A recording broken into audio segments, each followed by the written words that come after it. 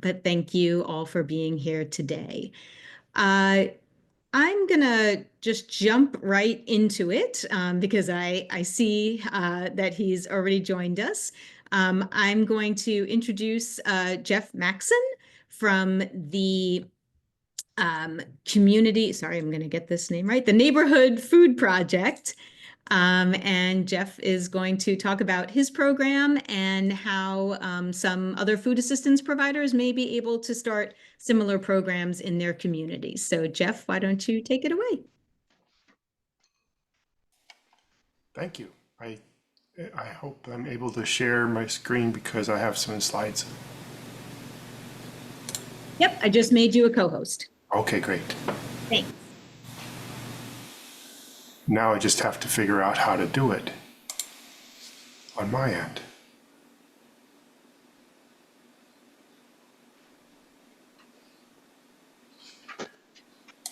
There's a button right at the bottom that says share with a green arrow. Yeah.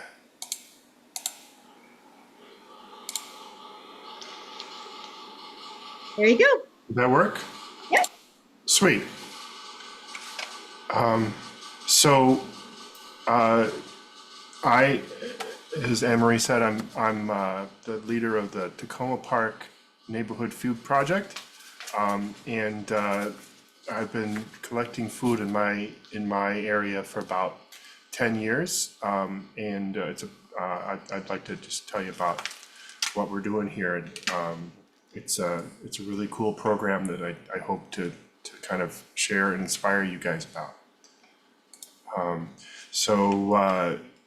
Back in 2013, I discovered just how much of a problem food insecurity was. I had no idea. And so I'm sure a lot of you fine folks already understand the problem and the need, but I was shocked to learn how prevalent of a problem it was right here in Montgomery County. And back in 2013, I found people in Oregon who were doing this particular mode of program, and I thought it was really simple and easy to implement, and inspiring that they were able to make such a big impact. So I thought I would take on the program myself here in Maryland. So basically, one of the big things about this program is the third bullet here, is that the community support is such a big part of how to make a big impact.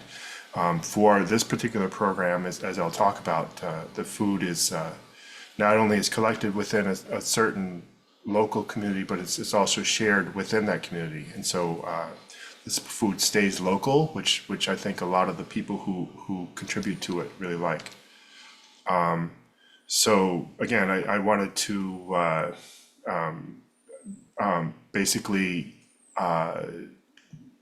implement a program where we're basically collecting more food for food pantries where their main problem was actually resources as opposed to distribution. And so there's a lot of food pantries out there that can do the distribution part just fine if they have more more food to distribute. And so really the program's part of it is actually just with the collection of the food. And so here's a little video about how this works. I don't know if the audio is going to work, but if it doesn't, let me know and I'll just talk you through it. Here's how it works. A volunteer called a neighborhood coordinator signs up neighbors and friends to be food donors. Each donor gets a reusable green food project bag. When they go to the supermarket each week, they buy one extra non-perishable food item, take it home, and store it in the bag. Then every 2 months, on the second Saturday of every even month, their neighborhood coordinator picks up their bag and leaves an empty one for the next time. All the bags of food are taken directly to the food bank, where volunteers unpack, weigh, and shelf the food. And it really works, because when your bag is combined with your neighbor's bags, you create the unbeatable power of community. Already, millions of pounds of food have been collected by food projects around the U.S. This is the kind of neighbor-to-neighbor program we need in America. Something that brings out the best in us as we work together to solve real-life problems. So, start or join one where you live. Help change the world, one green bag at a time. So that's a lovely promotional video that I had nothing to do with, but it was done by the people who started this program in Oregon, and as you can see, it's really very community focused. So kids can be part of it with and families, and the idea is that it's a very spread distribution of workload, and so one coordinator, as they showed in the video, can collect food from 10 neighbors, and those neighbors, all they have to do is maybe put one extra can of food in a bag, every time they go to the grocery store. So it's low lift for them, and then the coordinators only have to collect from 10 houses, so it's low lift for them. And then if there's enough people involved, then in fact we can collect a whole lot of food together. And as I say, I've been doing this for about 10 years, and it's gone pretty well for us. We collect about 680 pounds of food every time we go through a cycle. Before COVID, it was about 1,000 pounds, but since then we've kind of taken a little bit of a hit. Anyway, in Oregon, this program has been going on with a lot more organization and structure than I've actually put in, and so they actually do a lot. They're doing a phenomenal job of collecting food for these food pantries. The video said food banks. We actually go to food pantries more often than food banks, just because food banks are not quite as excited about getting random cans of food than food pantries are. Food pantries can more easily distribute the stuff that we bring. It's basically every other month, and so as opposed to just like a food drive that people might do, like the Cub Scouts or other organizations, this is not just a one-time thing. But it can provide a steady stream of food for the food pantries, that they can depend upon it, being there for them year round. Like I say, it's a low lift kind of project, and so if people want to be a part of the solution but can't really, they don't really know how, or they don't have the time or the energy to put one more thing on a list, this is such an easy thing to take care of. Even for the coordinators that go around collecting food, it's only a couple hours every other month, and so it's a pretty easy kind of thing to do. Something that I really like about it is that when I go to collect the food from my neighbors, I get to talk to all my neighbors every other month, and so I get to catch up, and and kind of it brings the community together a little bit, which I think is really fantastic.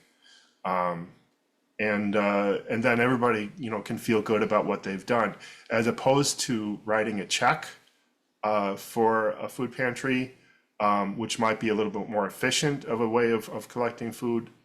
The fact that people can look at this bag and say, look, this is physical food that I have collected and I'm contributing to someone who needs food, feels good, and it makes them feel more like they're part of the solution, which I think is pretty important to keep the collections coming in every time we collect. What I'm looking for is ways to expand, and I don't really know how excited I am about taking on the workload of expanding to new neighborhoods all by myself. So I'm really looking for people, first of all, to coordinate to collect food from people in other neighborhoods, and to set up with a food pantry in other neighborhoods in Montgomery County,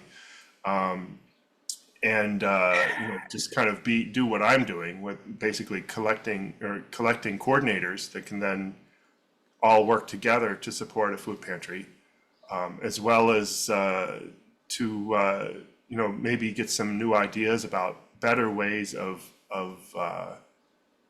finding coordinators for this project, as well as maybe finding more of a groundswell of support for this thing. It's a really low lift thing, so I think a big part of it is strictly figuring out how to get the word out to people that this is actually happening, and it's such a good idea. And then in terms of networking and publicity and other ideas like that would be great. I'd love to hear what anybody thinks if you have some questions. Geoff, this is Alan Perper. I'm from Harvard-Share, Maryland, and I completely laud your project. I think it's great. But I have a question. Are you able to figure out how to localize it to particular needs by specific ethnic groups, if you will? An Asian group that would appreciate these kinds of things, or an African heritage group, etc. Does that figure into anything that you try and endeavor? Yeah, that's a great question. Really, it depends on the food pantry that we're collecting for. There's another group that does a very similar thing in Silver Spring, and what they do is they work directly with the food pantry every time they collect and say, what do you need this particular cycle? And that might change from one cycle to the next. Well, we don't have any diapers this time. We really need diapers, or feminine products we might need. And so then they can actually collect things that are actually not even food. In different food pantries, of course, service different areas that have specific immigrant populations or different ethnic populations that would be looking for different things. I was working with a group once that really all they needed was cornmeal and vegetable oil and very, very simple staples, and that's all they really wanted. And so that's great, and we can work with that, and we can just tell the people who are shopping for us, this is what we need, please, this is what, when you buy your stuff, just buy this particular thing. Allison? Hi, I'm with Silver Spring United Methodist Church, and we have a food pantry, and I'm just wondering, how do we get involved in this? Do we have to set up our own coordinators in food collection, or is there an existing collection that could feed into our pantry? How do we become a partner? I would be happy to help you and talk to you offline about it. And I think what's most needed is the coordinators, the people who actually go to their neighborhood and say, can you take a bag and put some food in it? And my biggest question is how to reach those people that can do that job. And I think that there are lots of people out there that'd be willing to do it. It's just a matter of reaching them. And for each, the reason why I support the Takoma Park Food Pantry is because it's just down the street, and it's something that we can easily access. And then again, the people who are doing the food shopping know that the food is actually staying in Takoma Park, which is a big benefit for them.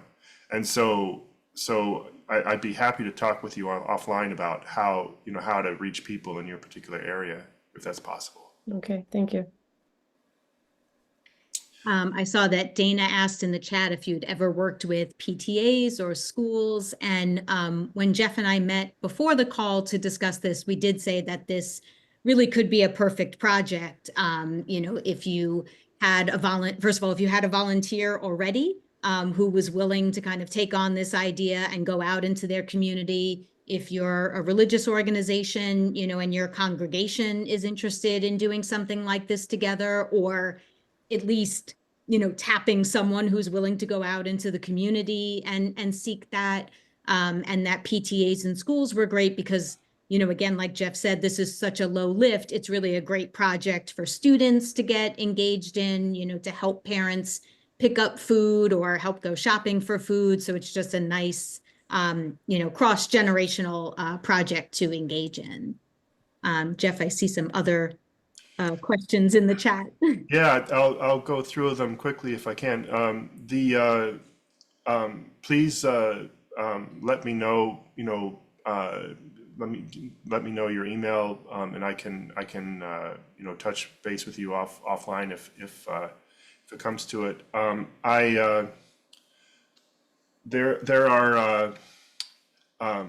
actually order the bags from a bag printing place. There's places that do that sort of thing just for whoever, and I got the logo kind of stuff from the people in Oregon who started the project, and just go out and buy bags. And really for this project, there's very little money that is needed to support the project, because people are actually spending their money when they buy the food. And so one of my only costs is the cost of the bags, and so it's that's pretty simple that way too. They do have a handbook available, brochure. I think probably it's easier just to talk to me, because I know I can answer questions, and I can be available. The reason why I'm here mainly is to spread the word about this, and to have that role of helping people set up stuff. So be happy to talk with anybody who's interested. Thanks so much. Geoff, thank you for that great presentation. Geoff will send me his slides. We'll make those available in our resources, as well as an email address to contact Geoff if you want to bounce some ideas off or get further involved. But thank you so much for bringing this resource to us. My pleasure. Thank you. Thanks. I will say, I think Geoff's presentation was well timed. I know that we have a lot going on in the world right now, and I know that providers are seeing greater needs, and, a number of you are reaching out and asking about resources where, there might be grants available, food available. So, this fit right in line with all of that. I did also want to take a moment to share, because like I said, folks have been reaching out, and while I'm always happy to talk with or email with you and share ideas, I just thought it would also be helpful if we kind of took a few moments on this call to go over the known landscape, that we're aware of, and most of the things that I would send you in an email. I know that many providers are already familiar with these resources, but it's just kind of good to do a reminder of everything that's out there, that we know of, and maybe there are places that you haven't looked at in a while or haven't been engaged to, or maybe you're new to our network and you haven't heard about these resources before. So I just want to take a moment and share my screen with a few slides that I put together. And these are still a work in progress, but just wanted to, kind of give you a sense of where things are right now. So I'm going to share my screen briefly. Okay. So first, I wanted to make sure that you were aware of a lot of what we find out about grant information for food assistance providers. And again, I will share these slides out, and all of these links work, so you don't have to worry about taking notes on this. But first, every grant opportunity that we find out about, we put them on our grants opportunity page on our website. And as new grants come in, we're either sending those out to you through our distribution lists, automatically, or they go out in our next Food Council newsletter. And we've been highlighting the new ones that we found out about in the newsletter, but of course, those go up on the website as well. So if you haven't been checking our website, please do use that resource. Another great newsletter that you want to be connected with is the Montgomery County Office of Grants Management newsletter, because you will find out about grants as they are coming out. You will also find out about what is coming up. So there's information about what's coming out in the next month or so, the prospectus, for moving forward. Again, when we get that newsletter, we share that information. But if you really want to be getting it, right at the start or thinking about what's coming in the future, that's the best way to stay connected. The cities of Rockville, Gaithersburg, and Takoma Park all have their own individual grants for organizations located in or serving their residents. So again, good places if you are located or serving one of those areas. You want to make sure to get on their distribution lists and check their websites. And finally, at the state level, Maryland Department of Health and Human Services has their Office of Community Grants. There are, I believe, two main ones that really focus on food assistance there. There's been some changes over time, so those are good places to check in with and see what's available at the state level. Next, as far as if you are a provider, where you can find free or reduced cost sources of food. So again, I'm not saying they're advertising for new partners, but the Capital Area Food Bank, many organizations are partners with them. If you are a partner with the Capital Area Food Bank, there is the opportunity to participate in the TFAP program. We'll get an update on that in a few moments from Capital Area Food Bank. I know that is up in the air, but again, here's just the known landscape. The MAFRAC listserv is a great place to connect if you want to find out about recovered food that is available in the DMV area. And the person to reach out to get on that list is Carla Cash, and her email address is there. Community Food Rescue, which is a recovered food program operated by MANA. Their points of contact here. And I'm going to pause here for a second because we do have an update from Alan about Harvest Share with the new opportunity. So Alan, I will let you explain that portion. Thank you so much, Anne Marie, and thanks for allowing us to be here on this call. For those of you that don't know Harvest Share, we're an organization that was created about 5 years ago at the onset of the pandemic, when Catherine Kahn, who is the founder, was confronted with food insecurity that had just reached remarkable levels in our county. Our focus has been, for the last 5 years, is to collect fresh produce that's grown from, April through the middle to late fall, and provide it within 12 to 24 hours to food assistance providers like yourselves to be distributed. We have about, 35 to 40 regular growers that we collect our fresh produce from, including a number of the community gardens in Montgomery County. Last year, we collected over 27,000 pounds of fresh produce and delivered within 12 to 24 hours. Since our first days, we have collected almost 90,000 pounds of fresh produce, most of it organic. And this is all from small or larger gardeners in all neighborhoods around the county.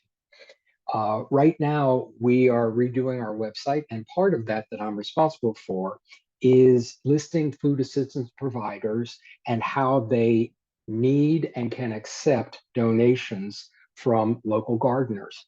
So Anne Marie has put our link to a small form that we created, which if you care to fill it out, putting your hours and name, address, any special information about deliveries, we will post it on our website, which a lot of our gardeners and community gardens will take a look at and get in touch with you in one way or another and show up to deliver you fresh produce.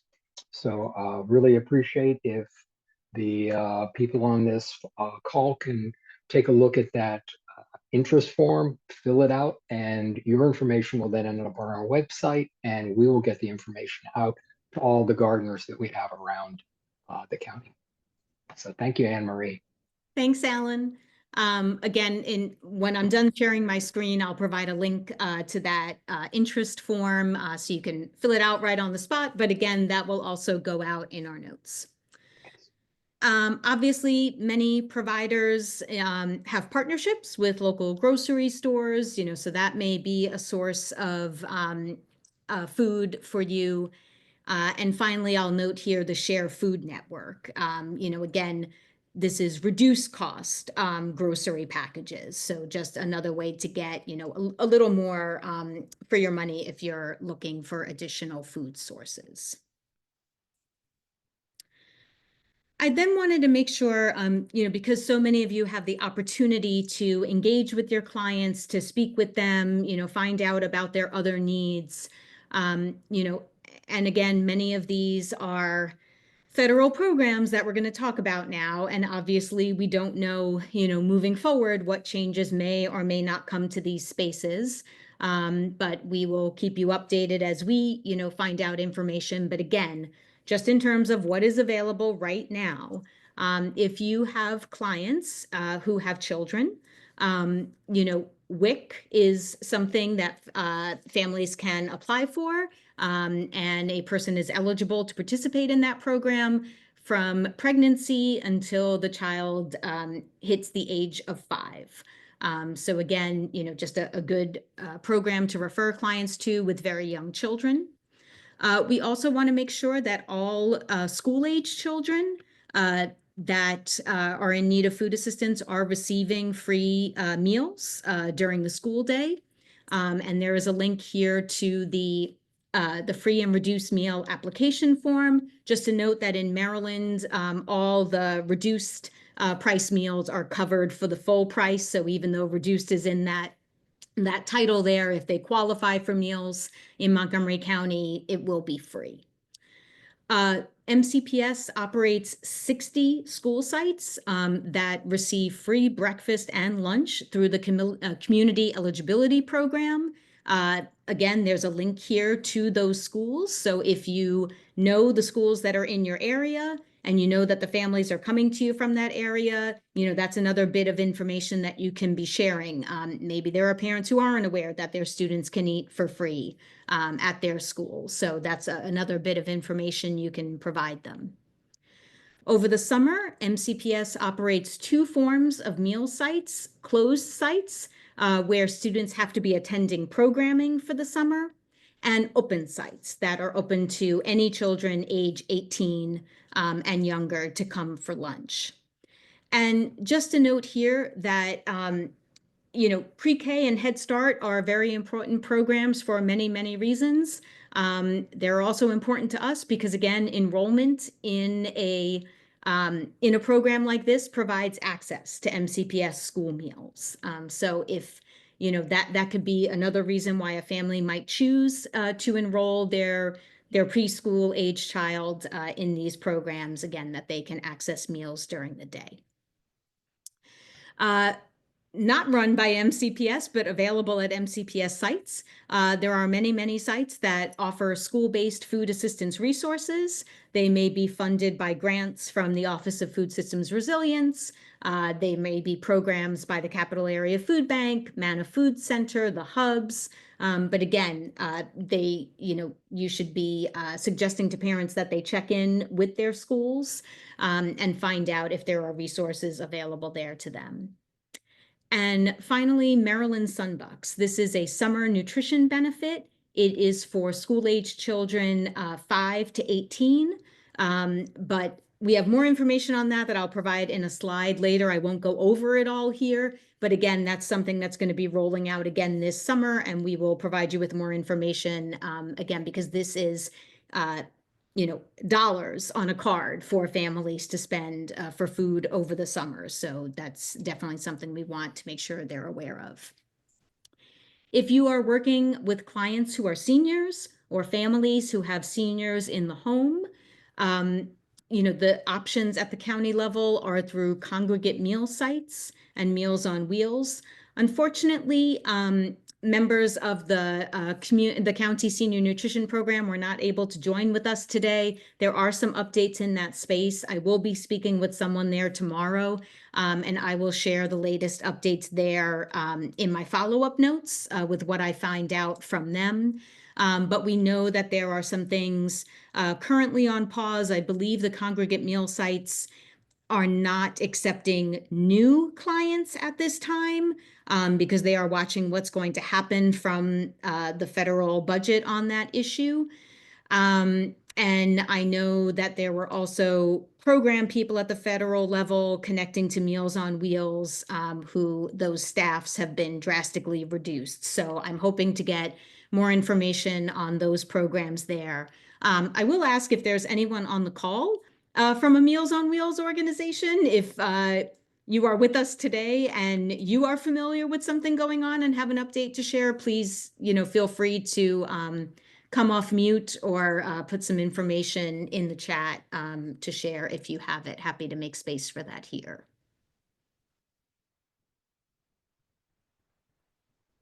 Okay, maybe not. I'm going to keep going. Capital Area Food Bank also provides services directed specifically to seniors. Programs such as My Groceries to Go, which are available at these residential and community sites. They are only open to people who are enrolled and for the residential sites living in those apartment buildings or through those community centers already enrolled. But again, new spots do open up over time.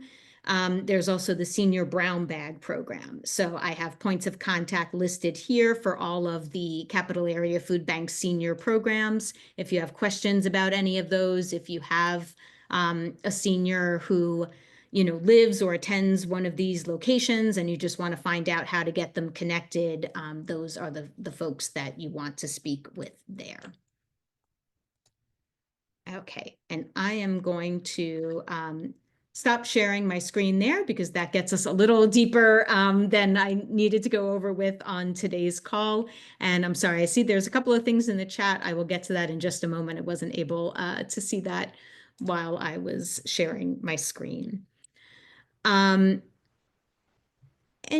questions about any of that? Let me just check the chat quick. Okay, Cristina, I will be calling on you in just a moment. We will move right into that. Okay. So like I said, a lot of changes taking place, and we did want to provide some time on the call here to discuss them. And I'm going to ask Gaby Massie from the Capital Area Food Bank to kick us off with changes that they are seeing from the federal level that are affecting resources and programs at the Capital Area Food Bank. Gaby. Hi, everyone. Thanks, Anne-Marie. It's good to see all of you. So yes, I will be providing some updates regarding the particularly the Emergency Food Assistance Program, which is also known as TFAP. So as you may know, this program provides food at no cost to low-income households. So it's food that we have here and keep in our warehouse and then distribute to TFAP partners, and you can receive that at no cost for your clients. So the USDA recently announced cuts to the TFAP program. This program, however, receives funding from various sources. So this includes regular appropriations, but also supplemental funding. And so in terms of the recently announced cuts, it's to one of those sources, which is our CCC Commodity Credit Corporation funds. So for CAFB, what this meant is that approximately a third of our TFAP food was cut from this source. This amounted to about $600,000, almost $700,000 worth of cancellations for fiscal year 25 for both counties, PG and Montgomery. However, we have recently heard from our as I mentioned, there were different sources of how TFAP gets funding. So we have recently been offered a lot more bonus product than expected. So orders were placed in April, and we are So we're able to more or less catch up and even have more additional products of about $800,000 for both counties. And this accounted for most of it was put into, it's just depending on what is offered. So we were offered a lot of nuts, dried fruits, canned vegetables, frozen fruit, and also fresh produce. So, so this is good news. And then there's the now a little bit of bad news again. So the regular appropriations or entitlement funding, we're still waiting to actually hear for this. But they've told us, state agencies has told us that the funds that we're expected to be allocated by Congress are a little lower this year. So, but we'll see. We still have to hear back from the state agency about an exact number. But we will be prioritizing on frozen meat because this is something that we can actually know what's there in the menu and actually buy. And generally what we purchase from that is frozen meats, and also oil, grains, milk is some of the things that we generally purchase with that funding. We have about 15, just to provide an update, we have about 15 TFAP partners in Montgomery County right now, but we are looking to onboard new MOCO partners. And this is a supplemental program. This is not meant to assist in everything, but it is a good supplemental program to have. And also to keep in mind that, self-disclosure forms were updated this year. So they're a lot looser. Forms do not require ID verification, which was something that was required before. It doesn't require an address, which was also required in the last SDI form. It only requires zip code, which is good. So it's a lot more simple to fill out. It's also a form that's self-disclosed, so we don't require any pay stubs or anything like that from clients. And the other thing to note is that our Service Insights program is being, it has been approved for TFAP. So that's something that we're still pending some internal work that needs to be done, but basically it's approved and it can be used. So that will also simplify the process in order to sign up TFAP clients. So I will put the names of our TFAP team in the chat so you can get in touch with those and with those people. But yes, we are hopefully wanting to enroll more Montgomery County partners. And just a quick note about also the summer meal program. We are wanting to, I was looking at my notes here, but we want to, I know that from that team that we'd like to add additional partners. So anyone that does some works with children and like to join in, we are looking for sites, especially in rural communities. But I'll also add the person's chat here so that you can get in touch with her in case there's some interest there. And that is all I have, so I'll turn it back to you. Thanks, Gaby. I'm going to turn it over quickly to Cristina Berthelot, if they are still here to join us for an update on what's going on with Maryland market money. Yeah, hi, Anne-Marie, I'm here. Hey. Great. Hi folks. I'm really glad to be here with you today. Sorry I was a little late and then I have to leave like right after this update because we've been in trainings all day with our access points. But yeah, so for those who don't know, Maryland Market Money is a statewide food access program that matches federal nutrition benefits at farmers markets, farm stands, and CSAs. We do that on a statewide level, but also right here in Montgomery County. Our program is owned by the Maryland Department of Agriculture, but they contract out to SMADC, the Southern Maryland Agricultural Development Commission, to do this work, which I am an employee of. As of April, I actually have stepped into our new role of food access programs manager as my predecessor Heather, who a lot of you may know, has moved on to do has moved on to do food access on a larger regional scale. So we're really happy for her. She's still here doing the good work, and I'm happy to lead this program and see where it goes. For this group, I just wanted to sort of let folks know where we are, because with the, I hate to say volatile, but kind of it is what it is, federal funding landscape. And I know that Gabriella just sort of talked about it, and I'm so sorry. It just breaks my heart to hear like cuts to any program. We rely on a lot of funds, and and our match has kind of gone up and down. And right now, we started the season with a $10 match, and I'll kind of just like walk you guys through how that sort of happened. So we're in the final stages of confirming our fiscal year 26 budget, which will support the 2025 market season. Over the past year, our ability to offer, or past few years, our ability to offer $30 match was made possible. It's a significant support from federal ARPA funds, and especially from GusNet funds. Those dollars were incredibly impactful, but as they expire or face uncertainty in the future, we're now seeing how these real gaps can emerge in our incentive budgets. We plan on, like, we stock the page every day, and as soon as it opens, we plan to reapply with our partners, Fresh Farm.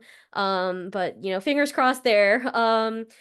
That being said, we're exploring new ways to rebuild and sustain that capacity. As it stands, the core state appropriation for MMM is just $300,000 annually, and while it's meaningful, it's far below the multi-million-dollar investments that we see in states with comparable programs, other statewide nutrition programs. So again, due to these funding restraints, we began the winter season with a reduced $10 per day per shopper match to help stretch resources. Good news is, if the current funding projections hold, we're planning to raise that cap to $20 per day for the 2025 market season. It's not really the 30 that we had during peak funding years, or even unlimited, which is my goal, but it strikes a balance that drives both impact for shoppers and farmers, and we'll confirm that change officially as soon as we can. However, Montgomery County continues to be a bright spot, offering the strongest county level support for Maryland market money in the state. Thanks to local investment and our strong partnerships, and I see Deanna's on this call. Thank you so much. I'm glad you're here to hear this as well. Access points in Montgomery County will be the first to return to a higher cap. It's a great example of how local leadership can fill in the gaps and make sure families have better access to fresh food. Everyone wants you know, the resources that I will say that that we're able to lend to our access points in Montgomery County because of this support. Like I said, we have a few we're owned by MDA, so everything is going through them for final approval. And as soon as I get the go ahead to like flip the switch to email everyone about $20 a day, I'll make sure that you guys know so you can spread the word as well. Moreover, I just want to say this is a moment where we really need more counties in the state to step up. Local contributions can go a long way. There's a clear opportunity for Maryland to invest more in food access through proven tools like MMM. With broader and more sustained funding, we can expand this impact across the state, supporting food insecurity, small farms, stronger local economies all at once. I want to thank Montgomery County again, like not only for the additional funding that goes so far to support the access points that we have in Montgomery, which is one of the counties with the most access points that we have. But also, like, again, Anne Marie, for letting me be here today to talk about that, because it's something that needs to be talked about. I would love to have increased numbers for statewide support, and then that would always, of course, help the county as well. And again, I would just love to have a dollar for dollar, no cap match for the entire state, and that's sort of my dream. But I'm here for the next few minutes, 5 minutes or so. If anyone has any questions or anything for me, we have rack cards and program cards, and I'll even drop our website in the chat in case you want to check us out. But yeah, I'm here. Thanks so much, Cristina, for that update, and hopefully they're you know, moving in a brighter direction. So thank you so much. For those of you just not familiar with that program, again, another resource for people to have a match at the farmers markets for SNAP and WIC benefits, to have their dollars go further at the farmers market. So just another access point that we wanted to update on. Thanks, Anne Marie. I feel like I forgot to say that actual part. Oh, but no, that's okay. Sorry. You know, when you're living it day in, day out, but I appreciate it. Please feel free, any questions for Cristina in the chat, and if you think of one after they've left, I'm more than happy to pass it along after the call, so no worries there. I did want to also share at the local level that the County Council did review the proposed OFSR budget, and they determined that $100,000, which is 50% of the proposed amount for the community gardening grant funds be added to the reallocation list. So there is still time for you to share feedback with council members via written testimony, contacting offices on this issue or any other issue relating to food security resources. So just providing an update there. And again, that process is still ongoing and still plenty of opportunity to have your voice heard in that process. So moving on there. Before we wrap up this topic, I did just want to share a quick poll. Again, with providers reaching out, I've also been hearing from a number of you about the ongoing elevated need in the community and changes that, you are either having to make or considering making to your program. And so we just wanted to start a poll where we're kind of start tracking that now and see, if things are changing over time.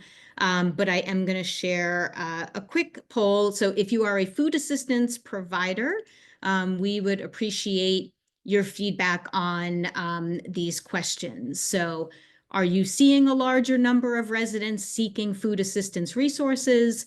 And if so, if you have a sense of what that approximate percentage increase is. If are you changing your programming to address these increases? Are you not accepting new clients for programs that have a required registration or closed distributions? Are you having to turn clients away from open distributions?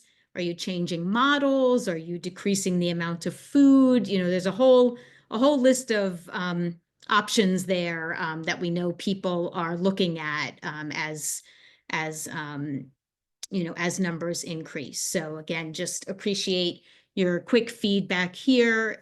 So this is something that we can keep tracking over time as the increased need continues and as any changes to other federal programming or state and local funding, if there's any changes, how that affects this situation. So I'll just leave it open for another moment. I see a lot of responses rolling in, so I appreciate you taking the time to do that. I know not everybody on the call today is a food assistance provider, so I know we're not going to get 48 out of 48, but glad to have what we have so far. Okay, I'm going to leave that open for another second, but I will start introducing our next topic of discussion.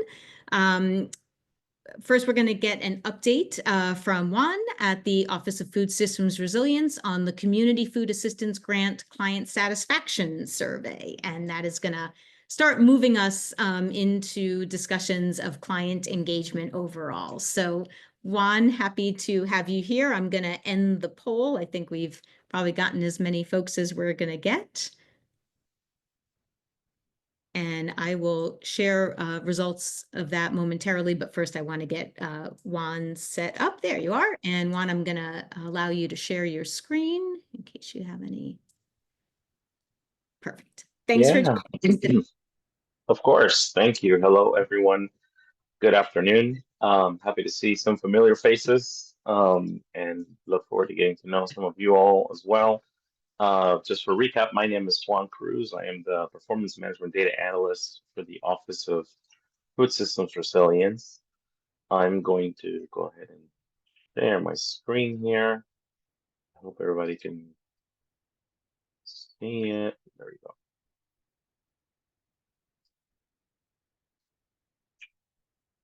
Are you all able to see my screen? Do you see the presentation or the presentation with the black background and the notes and stuff? Presentation with the next slide. Yeah. Okay. Let me help with that real quick.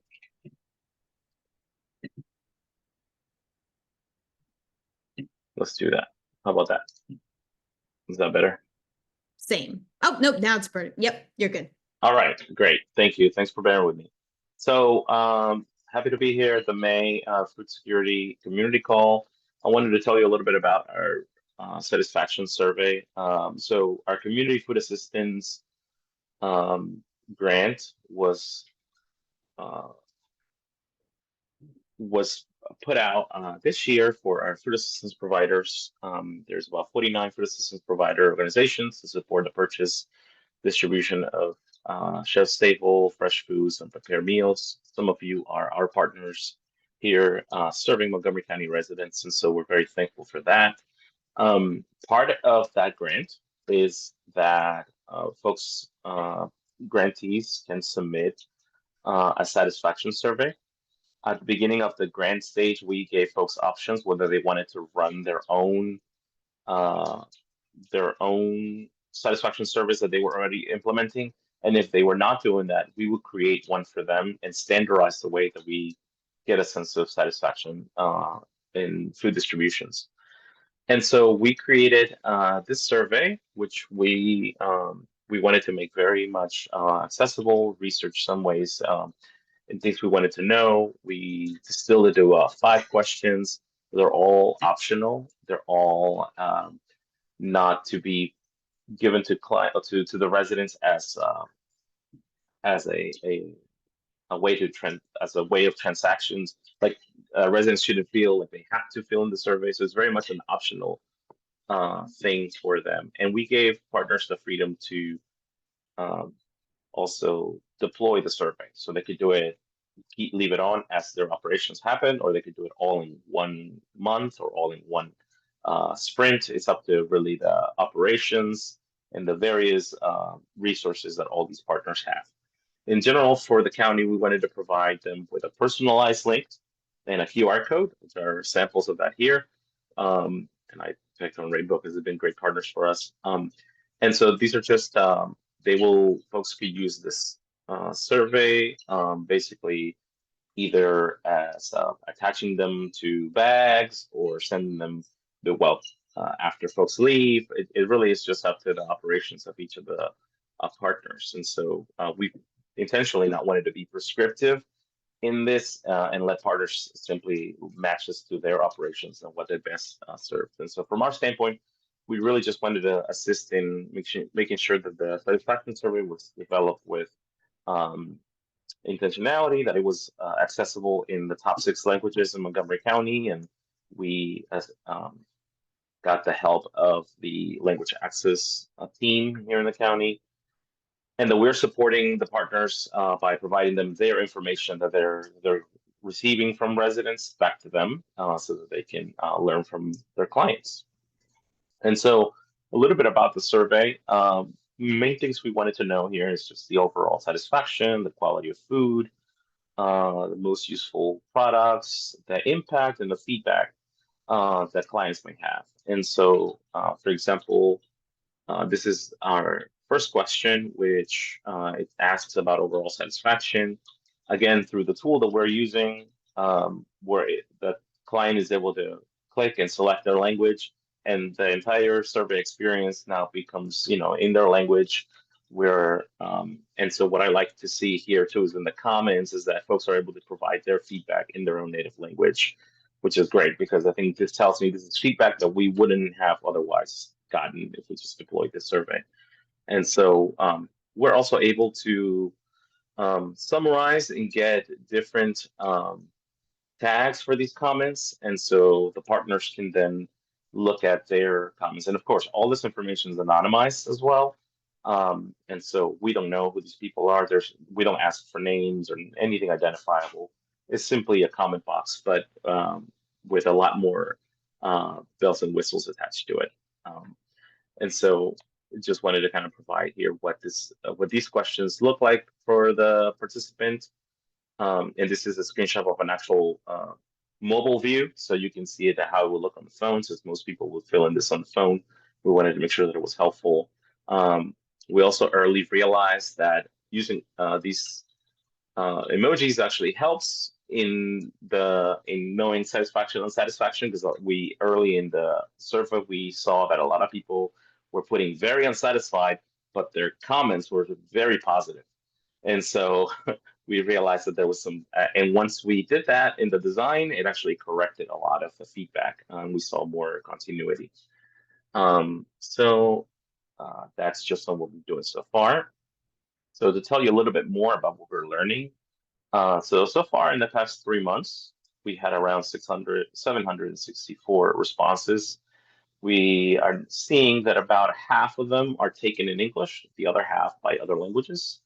26% of those respondents are taking the survey in Spanish. And of course, this was translated with the help of the language access team here in Montgomery County. The top 3 most useful food was fresh fruits and vegetables, eggs, and the third category, meat, poultry, and fish. We also learned that 60% of respondents said the CFA funds help them save money on food and use it for other needs. And so I think this is a very impactful finding, because it really strikes the need of the fact that, this is an affordability, right? These services are really helping folks get by and not, and use it for other things like critical needs like rent, transportation, clothing. So that's it. That's all I got for you. Thank you so much for having me, and thanks again, Anne-Marie, for the invite. Thank you for joining us and for sharing that. Any questions for Juan on the survey? Juan, I see a question in the chat. How do you get access to the digital survey for future surveys? Yeah, if you can, I will leave my email here in the comments. If you have questions about the survey, I'm happy to chat with anyone.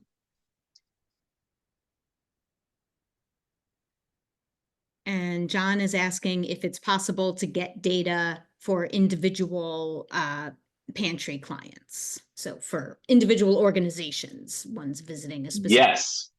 Yeah, so every organization has a unique link and a unique QR code. So from our end, we can see who each organization's satisfaction survey that only belongs to that organization wherever they deploy the link in the QR code. Great. Aman, I believe that answers your question as well, probably. Thank you. Great. All right. Thank you so much, Juan. I'm just going to share the results from the poll that we did. So it seems like the bulk of providers are seeing an increase, anywhere between 5% and 50% in the number of residents seeking services. There seem to be, a number of various ways that folks are addressing that situation, but the largest number that I see altogether is that you are accommodating extra clients, but you plan that you will run out of resources sooner than expected as a result.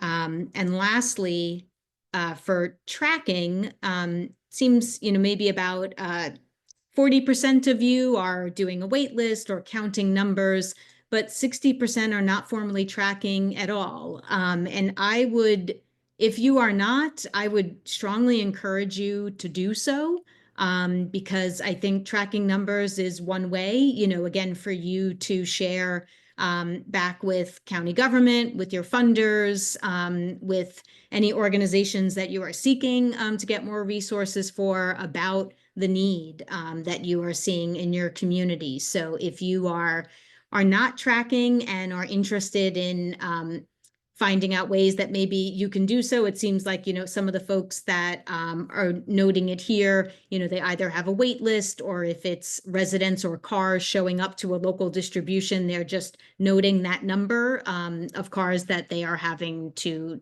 turn away. So it doesn't need to be very sophisticated. It could just be, capturing that number on a weekly basis and being able to share that out. But thank you for participating in that, and we'll keep following that over time. I am going to turn things over now to the team from Capital Area Food Bank. Again, a little deeper in our conversation on engaging with clients, getting their feedback. Capital Area Food Bank has done some work engaging with their clients in terms of getting their feedback on dates, times, hours of food distributions, and they're going to share with us on that. Thank you so much. Yes, can everyone see my screen? Yes. Okay, perfect. Well, I'm Grace. I'm one of the Maryland coordinators, so I'll be presenting today on expanding your hours of operations based on client preferences. And then my coworker, Augusta, will be monitoring the chat if anyone has any questions. And apologies for my voice. I'm getting over being sick, so I'll try my best to get through this. Okay. So before we get started, I just want to give a little bit of background on the data and where we got our data from. So NORC at the University of Chicago is a research organization that CAFB has partnered with in the past years to put together our hunger report. So, oops, sorry. So NORC and CAFB have conducted a survey to better understand our network in 2023, which is what this survey data is based on. And the hours of operation data we will be presenting today represents one of our goals as an organization to ensure that the data we have on our partner network is as up to date as possible. And we make sure to keep our internal systems aligned with the information that our partners provide us. As you will see from the survey data on the next slide, this data highlights some misalignments between our Maryland partner network's current hours of operation and overall client preferences on receiving food assistance. Okay, so I know this can look a little bit complicated, but I'll go through this with you. So there are a few snapshots from the data collected from the survey that highlight our Maryland partner network's hours of operation and client preferences. So the chart at the top right represents the overall client preferences and partners' hour of operations across our entire service area, which includes Maryland, Virginia, and DC. And when you're looking at this data, it is important to keep in mind that what we classify as a morning distribution occurs before 12 p.m. What occurs midday is between 12 and 5, and evening distributions occur after 5 p.m. So across the board, evening food distributions are definitely a gap we are trying to address as an organization. And then when you look at the bottom two spreadsheets, that's representing Maryland-specific data. So Maryland has service area gaps in the evenings as well as in the weekends. And we are hoping to work with our partners to address these gaps in our service area to expand access to food assistance across our network. And when we compare this data with client preferences, which is represented in the bottom right screenshot, you will see that the negative percentages indicate a deficit of hours compared to client preferences. So this means that many clients would like to receive food assistance on the weekends and evenings, but most of our partners are not open during this time. So overall, we are hoping to work together with our partners to offer food distributions when it works best for clients. And we're hoping to get these red boxes to either yellow or green. Green is preferable, of course. Does anyone have any questions about this data before I move on? Okay, move on to the next slide. So when talking with our partners, one way to gather client feedback has been through either small surveys or word of mouth feedback. And although conducting surveys can seem complicated, it doesn't have to be. And you can learn a lot about your client network by asking a few questions. And one of the resources we provide to our partners, we include this general food assistance client feedback survey, which is on the right, for our partners to use to survey their clients. Partners can ask questions surrounding their preferred times and days to receive food assistance and find out about any barriers their clients faced when it comes to accessing food assistance, which can include transportation constraints or other job commitments.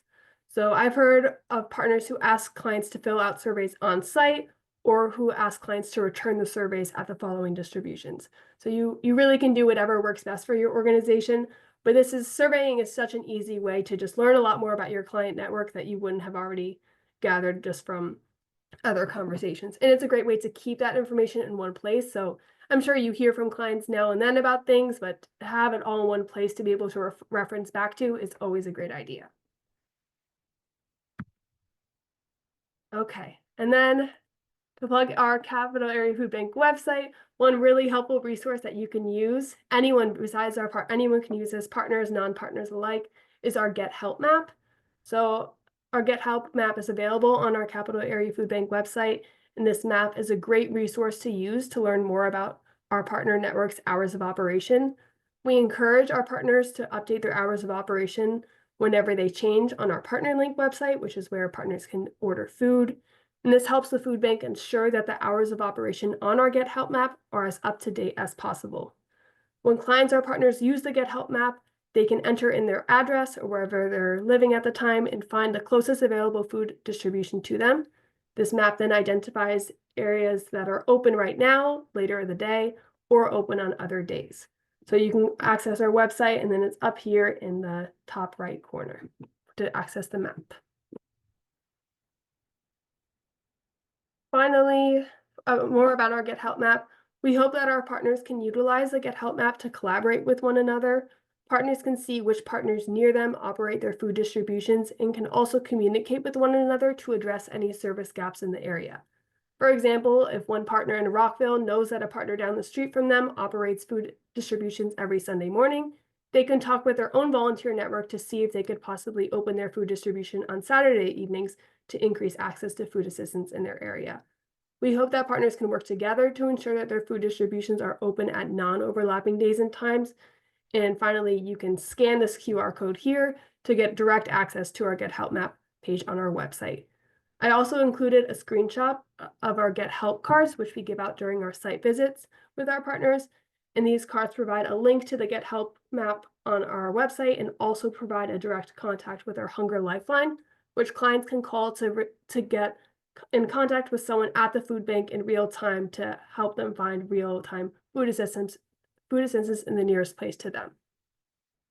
And of course, feel free to reach out to us if you would like to get access to these cards. We can provide them. We can provide you with a PDF for you all to print them out at your distributions and give them out to clients.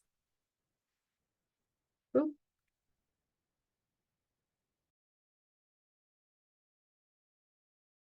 Okay, sorry. One great way you can talk about expanding your hours of operation with your volunteer network and your distributions at home is by opening an appointment-based choice pantry. So we have many of partners who have been able to operate these choice pantries successfully, and we hope that our partners can operate these choice pantries on alternative days in their regular food distributions. Appointment-based choice pantries allow clients to come in at their designated time slot to browse and pick out specific items that they need. Choice pantries are also beneficial because they can eliminate the time your volunteers have to spend packing bags for regular drive-through distributions, and can also help reduce food waste by allowing clients to pick out the items that they need and reduce giving clients any unwanted items. We also have seen partners that set limits on how much of each item a client can take to ensure that each client has equitable access to each food type. Overall, we have seen so much success with our partners who have been able to expand their hours of operation and open a choice pantry, and scheduling appointments for clients can help them make sure that the pantry isn't too busy at any given time. And it's just a great way to make it seem more of like a market style pantry, like a grocery store, and prioritize client agency when doing a food distribution. Another suggestion that we have when it comes to expanding your hours of operation that has worked really well for our partners is by offering a home delivery system at an alternative time from your regular food distribution. Home deliveries are a great way to expand access to food assistance, especially for homebound individuals and seniors who may not be able to make it out to your food distributions. Some of our partners who conduct home deliveries set up schedules for their volunteers and assign them a certain number of households to deliver to. This can be really easy, especially if you know a volunteer lives close to maybe an apartment complex and they can just, after the distribution or at a different time, they can just drive by and drop off food then. And overall, partners who are able to set up a home delivery system in addition to the regular food distribution help expand access to food assistance across our network while also taking into account client preferences. Like I said before, those who cannot maybe get out of their house to receive food that way. So that's just another helpful way to expand your hours of operation. Okay, does anyone have any questions or comments? Again, sorry, I kind of breezed through that. Didn't want to be coughing on camera. Thank you so much, Grace. While people are thinking that through, I'm going to ask if you could stop sharing your screen for a second. I'm going to share, when Capital Area Food Bank shared that information with me about, preferences for hours. I just did a little bit of, a sanity check on our side. And granted, this is not an apples to apples comparison because, first of all, my times were a little different than I used a slightly different time system for morning, midday, and afternoon, but I can adjust that. But I looked at the food distribution calendar for the month of May. And obviously, this does not account for all activity in the county, but just to give us, a sense of what that looks like. And so I'm going to share my screen and just show kind of how those numbers looked like for us. And, again, that's the picture when you go to the county calendar, that is what you see with all the, wonderful distributions listed there. And we had a very similar situation, so far fewer distributions in the evening, on the weekend, no distributions midday or in the evening, only just a handful in the morning. So again, this is not a full assessment of everything that could be happening in the county. This isn't exactly in line with Capital Area Food Bank, but a good quick check that what Capital Area Food Bank is similar to what we are seeing even amongst organizations that may not be CAFB partners. So just to add that to the conversation for some context, that it's a little broader than just CAFB partners.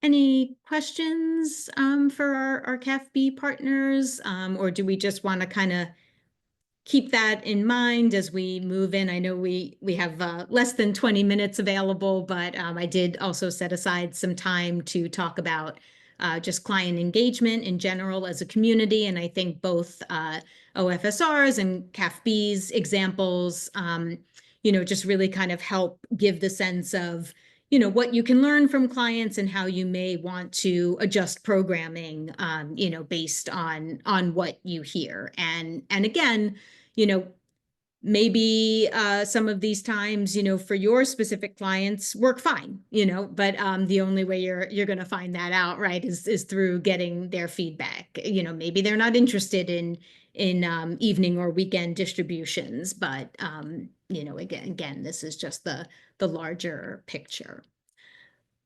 While people are collecting their thoughts, I do have one more poll to share on that note. So, this is just to get a sense of, how our organizations currently interacting with partners. So, how do you engage your clients to share feedback on your programming? Do you have a standard process that happens on a regular basis? Do you have a set process that you just kind of do as needed? Or are you not, using any kind of standard process at all? And what method are you using? Are you doing this on paper or electronically? Are you conducting over the phone? Are you hosting focus groups? Or just offhand conversations with clients as you're operating your program? And feel free to answer that even if you're not a food assistance provider, but if you're a community organization that is still engaging with clients in a similar way. I think there's, we know many folks are serving same populations. And so I think there's a lot to learn here from each other, regardless of the type of service you're providing. Give that just another minute.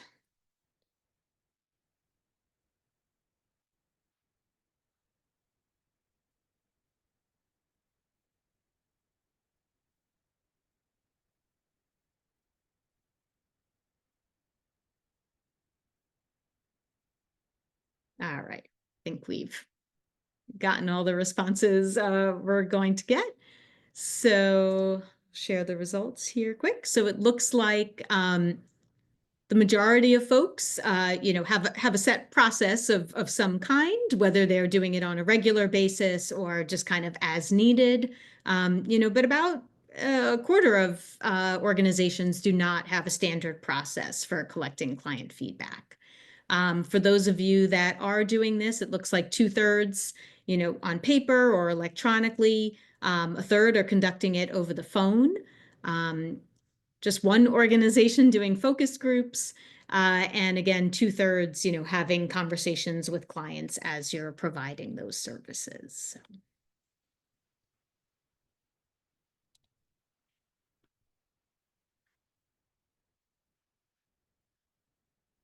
I want to stop listening to myself talk, but I'm happy to turn it over. We have a number of providers on the call. For those of you that are engaging in a, kind of standard process on a set time period, does anyone want to start us off with, what their process is and what that looks like?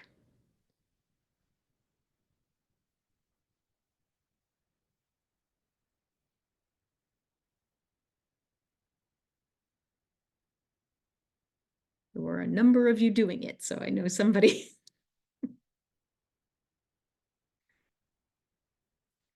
Or maybe our one brave soul who's doing focus groups.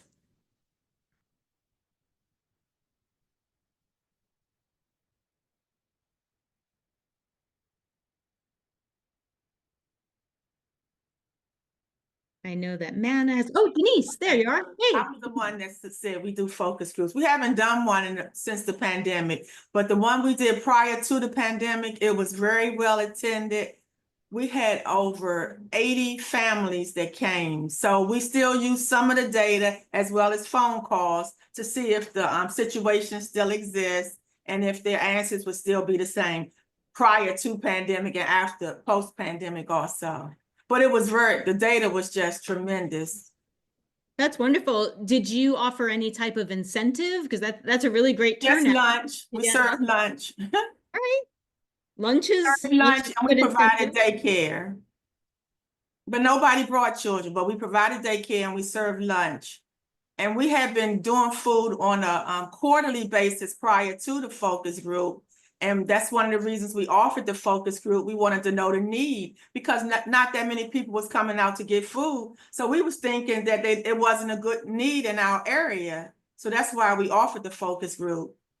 Yeah. What were some of the kinds of things that you learned? Did you change your programming in any way after? Well, we started doing it once a month, but then the pandemic came, so we were getting funds to offer it once a month. Right. So that was the only big change. We went from quarterly to once a month, but the pandemic sort of changed everything. The need changed during the pandemic. Yeah. And what kinds of, questions were you asking of your participants? Just, we're a church, so just what type of programs would they like? Some of it was geared towards church. Would they want children's church? Do they want activities like softball, basketball, or activities for their children? Because most of the members that come to the church, they come because of our children's program. A lot of families are interested in what we offer for the youth. So you put this in, this was like an overall organization. Exactly. Survey, and but food was the main topic once the pandemic hit. Right. Thank you. Okay. Thank you, Denise. Yeah. Okay, sure. Yeah. Has anyone else considered doing focus groups or, curious about it but never tried? Or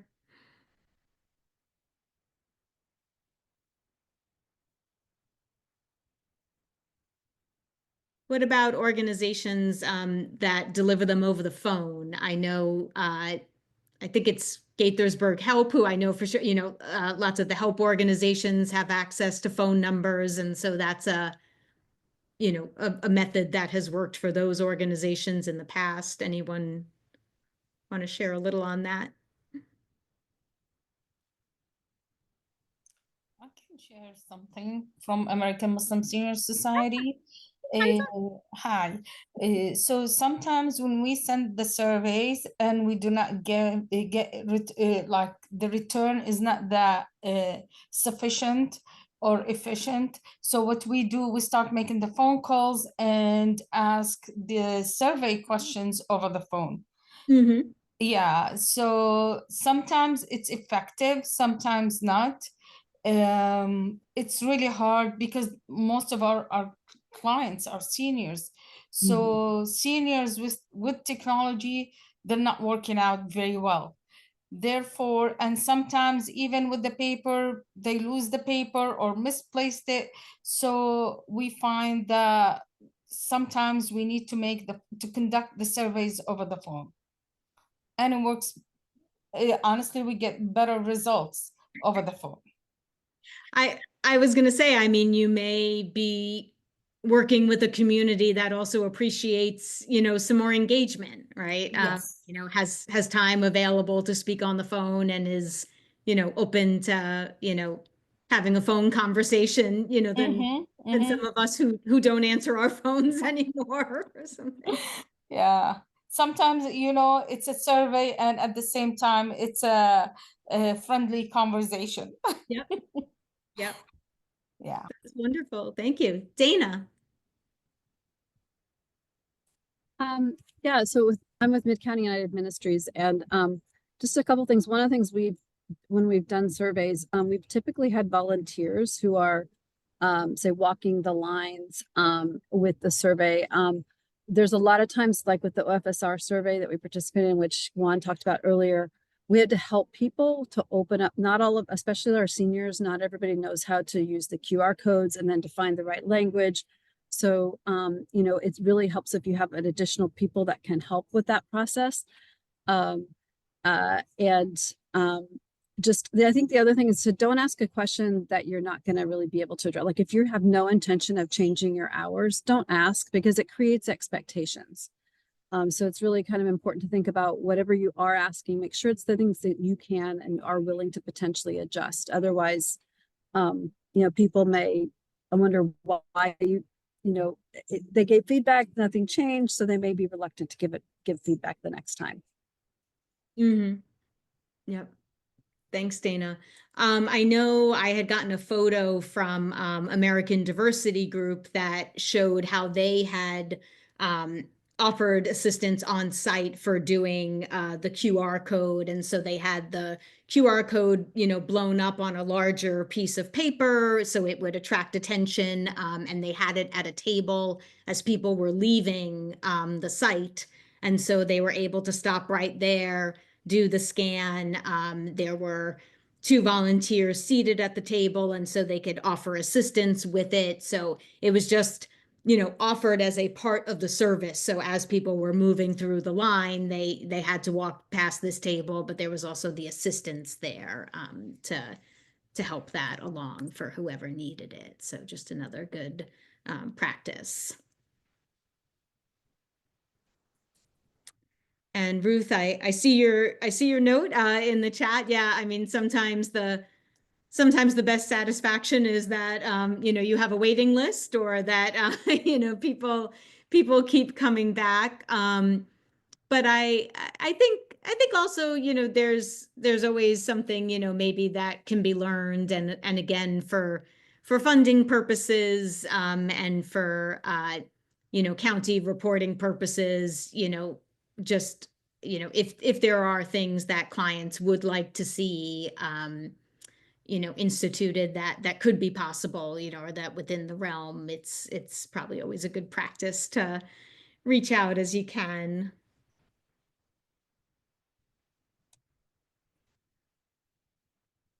Has anyone, let's see, we've talked a little bit about format, a little bit about what you're trying to get.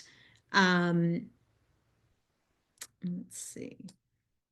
We have 5 more minutes, so happy to take any questions if anyone has them, or also just move into if anyone has any announcements to share before we wrap things up today.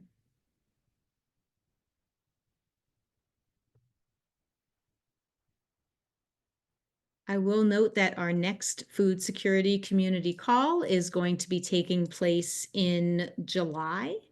And that is going to be following our usual day of the week and time schedule. So it's going to be Monday, July 14th from 1 to 2:30. And again, we'll send out the registration link for that in our notes.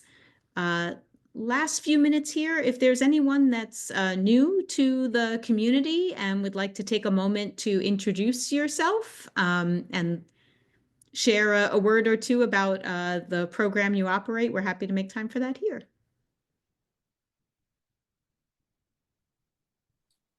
Hello, I'm new. My name is Raisa. I'm with Food and Friends. My predecessor was Casey, if you knew her. And so, yeah, today is actually my first day on the job, so I'm happy to be here and to see your faces and learn more about this work.